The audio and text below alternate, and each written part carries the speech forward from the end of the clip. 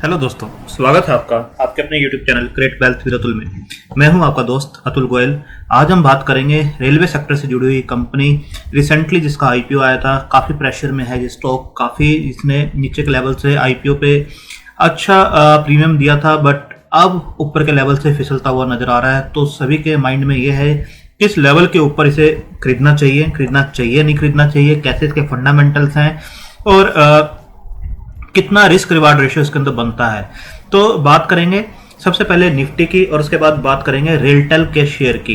तो आप जैसे जानते हैं रिसेंटली इसका आईपीओ आया था, ऊपर के लेवल से काफ़ी फिसलता हुआ नजर आया। 52 वीक हाई देख सकते हैं, 189.70 का भी बनाया था। 52 वीक लो जो है 101 का है और 145 के आसपास ये शेयर जो है बंद होते हुए नजर आया 12 मार्च को, जो है 2.29% की गिरावट के साथ। तो पहले निफ्टी को देखते हैं, निफ्टी ने कैसे काम किया। 12 मार्च को आप देख सकते हैं 15,030 के आसपास ये बंद हुआ 0.95 की गिरावट के साथ। और इसके बाद रेलटेल देखेंगे तो 2.29% के आसपास ये भी गिरा हुआ है। तो इसके बाद देखें 5 दिन का जो ट्रेडिंग था वो 167 के आसपास ये ट्रेड कर रहा था 5 मार्च को, और जो लो बनाया है इसने 149.90 का बनाया है। उसके बाद जरूर ये ऊपर गया था 153 तक, अगेन ये जो है फिसलता हुआ 144 के आसपास नजर आया। तो बात करते हैं कंपनी के फंडामेंटल्स कैसे हैं। आप देख सकते हैं incorporated in 2000 RailTel corporation public sector business units wholly owned by the Government of India and administrated by the Ministry of Railways. It is an information and communication technology infrastructure provider company है और company was established with the key objective to modernize telecom infrastructure and today it is the one of the largest telecom infrastructure providers. तो देख सकते हैं काफ़ी अच्छा business model है इनका और जरूर गवर्नमेंट ऑफ इंडिया का बिल्कुल इन्वॉल्वमेंट इसके अंदर रहेगा आने वाले टाइम में भी। और उसके बाद आप देख सकते हैं RailTel uses the largest technology like high dense wavelength division multiplexing DWDM and multi protocol level switches MPLS network. The company है data centers in Haryana, Gurugram, Secunderabad and Telangana. तो इसके बाद देख सकते हैं जो की फैक्ट्स हैं इसके रेलटेल के, क्योंकि किसी भी शेयर के अंदर जब हम इन्वेस्ट करते हैं लॉन्ग टर्म के लिए इन्वेस्ट करते हैं, सिर्फ वैल्यूएशंस ही मैटर नहीं करती, उसके फंडामेंटल्स भी मैटर करते हैं। सबसे पहले किस सेक्टर से बिलोंग करता है और सेकेंडली कंपनी के अपने फंडामेंटल्स कैसे हैं और उसके बाद वैल्यूएशंस होती है किस प्राइस के ऊपर उसे खरीदना चाहिए। तो बात करते हैं one of the largest neutral telecom infrastructure provider in the India with pan India optical fibre network, diversified range of services like telecom network, telecom infrastructure, data centre and hosting and projects, operates an optical fiber network covering 59,098 routes kilometers, 5929 railway station India.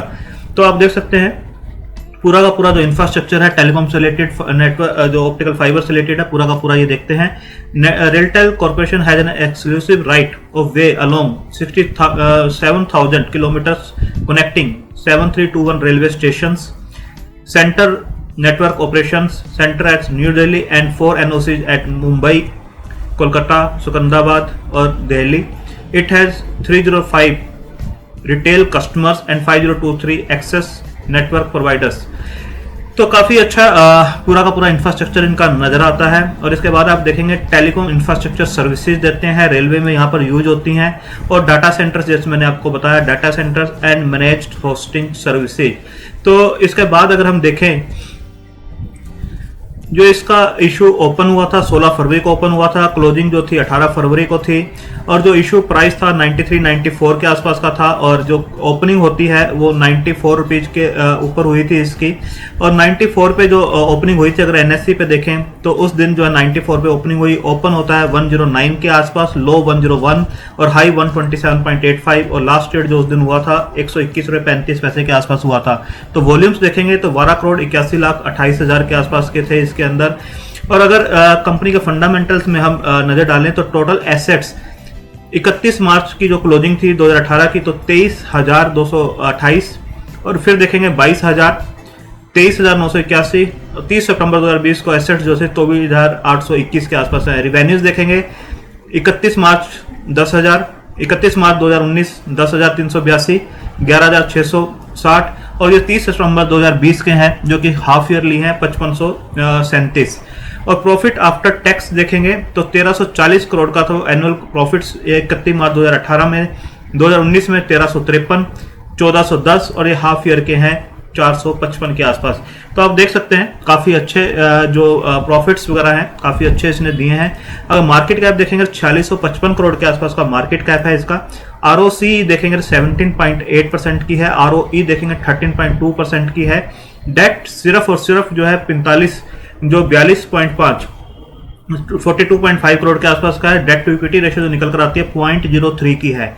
Industry P देखेंगे 23.9 की है और अब जो industry इसकी P है stock की P 26.5 की है। तो आप देख सकते हैं बिल्कुल भी कॉस्टली आपको यहाँ पर ये नजर नहीं आएगा। डेट फ्री ऑलमोस्ट ये स्टॉक है, रेशियोज काफी अच्छी आपको दिखाई देंगी और जो स्टॉक का प्राइस है 145 का है जैसे मैंने आपको बताया।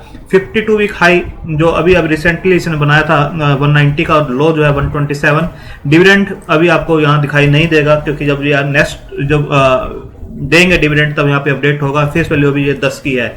अगर एनुअल रिजल्ट्स की आप यहाँ पर बात करें तो एनुअल रिजल्ट्स आप देखेंगे 2016 में जो सेल्स थी 578 करोड़ की हुआ करती थी, अब 1128 करोड़ के आसपास की है। एक्सपेंसिव जरूर इनके इंक्रीज हुए हैं 372 से 794 के आसपास। ऑपरेटिंग प्रॉफिट देखेंगे 206 करोड़ जो हुआ करता था 334 करोड़ के आसपास है। अगर 5 सालों के रिजल्ट्स आप देखें तो आपको 60-70% यहाँ पर राइज होता हुआ दिखाई देगा। ओपीएम परसेंटेज देखेंगे 36% के आसपास जो था अब 30% के आसपास ये पिछले 3-4 साल से काम कर रहे हैं। इंटरेस्ट फ्री कंपनी जैसे मैंने बताया बहुत ही कम इंटरेस्ट ये पे करते हैं। 1 करोड़ जो हुआ करता है अब 7 करोड़ के आसपास है तो ये मैनेजेबल है बिल्कुल। डेट टू इक्विटी रेशियो जैसे मैंने बताया काफी कम है। नेट प्रॉफिट देखेंगे तो 103 करोड़ के जो 2016 में थे अब 141 करोड़ के आसपास के हैं। तो यहाँ पर भी आप देखेंगे ऑलमोस्ट 35-40% के आसपास का राइज है। और कंपाउंडेड सेल ग्रोथ देखेंगे इस कंपनी की तो पिछले 3 साल में 10% के हिसाब से ग्रोथ हुई है सेल्स में और टीटीएम भी 12% के आसपास है। कंपाउंडेड प्रॉफिट ग्रोथ देखेंगे तो 3 सालों का जो है 10% है और टीटीएम भी 30% के आसपास निकल कर आता है। अगर आप देखें बैलेंस शीट के ऊपर जो डेट है वो अभी 43 करोड़ के आसपास का है सिर्फ। शेयर कैपिटल 321 करोड़ के आसपास का जो कि काफी अच्छा मेंटेन किया हुआ है। अगर आप देखें रिजर्व जो 764 करोड़ के थे 1048 करोड़ के हैं और एसेट्स 2220 करोड़ से बढ़कर 2398 करोड़ के आसपास के हैं पिछले 2016 से आप देखें। डेटर डे जरूर इसके हाई दिखाई दे रहे हैं 164 जो कि थोड़ा सा नेगेटिव दिखाई देता है। काफी हाई है 164 जो डेटर हैं जो सर्विस देते हैं जब पैसा इनको क्लाइंट से आता है तो ये काफी हाई यहाँ पर दिखाई देता है। अगर हम टेक्निकल चार्ट पे देखें तो टेक्निकल चार्ट पे अभी थोड़ा सा ये वीक नजर आ रहा है क्योंकि ऊपर के लेवल से काफी ये फिसलता हुआ नजर आ रहा है। काफी लंबा टेक्निकल डाटा इसका नहीं है, रिसेंटली इसकी लिस्टिंग हुई है उसके बेस पे ये बताया जा रहा है थोड़ा सा ये स्टॉक जो है नीचे फिसलता हुआ जरूर नजर आ सकता है यहाँ पर। तो अभी यहाँ पर 3 सेल की इंडिकेशंस हैं। अगर ऑसिलेटर्स को देखेंगे तो 3 न्यूट्रल है और 1 बाई की तरफ है तो यहाँ पर भी जो हल्का सा सेल की तरफ है कि थोड़ा सा यहाँ से फिसलता हुआ नजर आ सकता है। और अगर आप देखें 7 इंडिकेटर्स जो हैं क्योंकि अभी ज़्यादा इंडिकेटर्स इस पर नहीं है क्योंकि ज़्यादा पिछले साल के या पिछले महीने के डाटा हम नहीं देख सकते हैं तो जो दिखाया गया है वो 3 सेल 3 न्यूट्रल और 1 बाई की तरफ इंडिकेट किया गया है। अगर हम आवरली चार्ट इसके ऊपर लगाते हैं तो आवरली चार्ट के ऊपर आपको इस टाइप से पैटर्न इसका दिखाई देगा। तो यहाँ पर 189.45 इसने लगाया था 3 मार्च को। तो जो पैटर्न बन रहा था वो इस टाइप का पैटर्न आप देख सकते हैं यहाँ बन रहा था और जो लो इसने बनाया है रिसेंटली वो जो लो बना है वो आप देखेंगे इस टाइप का लो बना था। एक बेस बनाता हुआ यहाँ पर नजर आया था जो कि बेस है 142 के आसपास का और इसके ऊपर ये शेयर बना हुआ है। तो आप देखेंगे यहाँ पर ऊपर के लेवल से नीचे जरूर आया, यहाँ पर रेजिस्टेंस फेस किया, अगेन यहाँ पर रेजिस्टेंस फेस किया है इसने। यहाँ पर इस लेवल से ऊपर इसने क्लोजिंग दी थी 151 के आसपास जब ये गया था। तो अब इस लाइन के तो ऊपर है बट इस रेजिस्टेंस को इसने जो ब्रेक किया और इसके ऊपर ये जो बेस बनाया हुआ है इसने, तो इसे देखना है कि अगर ये इसको होल्ड करता है तो काफी अच्छी चीज है। और अगर आप डेली चार्ट के ऊपर भी देखें जिस हिसाब से इसकी लिस्टिंग हुई थी हमने पहले भी बताया था कि ये इस लेवल को टच कर सकता है क्योंकि यहाँ पर जो आप देखेंगे एक जो गैप था एक चार्ट के अंदर आप देखेंगे फर्स्ट डे का जो था हाई 127.85 था, लो 101 था। नेक्स्ट कैंडल देखेंगे 145.6 था और जो हाई था 145.6 था। नेक्स्ट कैंडल देखिए उसका जो लो है 155.9 है। तो यहाँ पर एक जो गैप है हमने पहले ही बताया था जो स्टॉक होता है वो हमेशा अपने गैप्स को फिल करके ही ऊपर चलता है। तो ये गैप जो था ये कहीं ना कहीं फिल होता हुआ नजर आ रहा है। आप देख सकते हैं यहाँ पर स्टॉक जो है इस गैप को फिल करने के बाद यहाँ पर ही कंसोलिडेट होता हुआ आपको नजर आ रहा है।